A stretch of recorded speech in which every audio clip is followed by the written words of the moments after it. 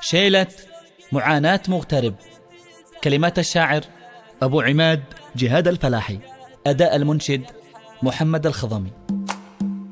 يلا لك الحمد ما فذت شموس المغيبة، وعدي ما هي تغيب، عبدك ترجاك تسمع دعوته أو تجيبه، أنت السميع المجيب. أبو عماد قال يا رب السماء أنت حسيبه، وانت علي رقيب، سهل دروبي كما الأيام هذه صعيبة، واجعل سفرنا قريب. البعد والهجر والفرقان أكبر مصيبة، أشد موقف صعيب، لا بلش الله يا الغربة قد الرأس شبه، يشيب ذي ما يشيب. أحرقني يا الشوق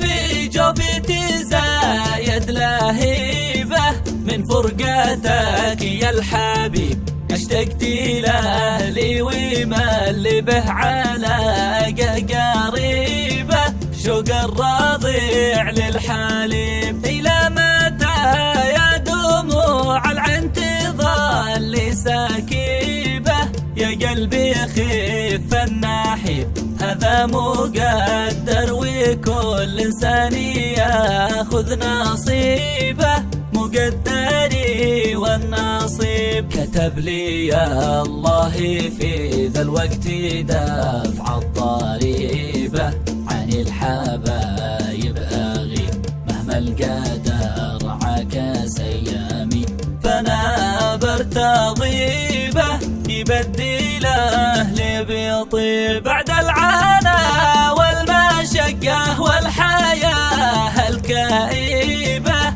عندي أمل ما يخيب، يبدل أيامي المرة بعيشه رغيبة، ما دام أنا له منيب.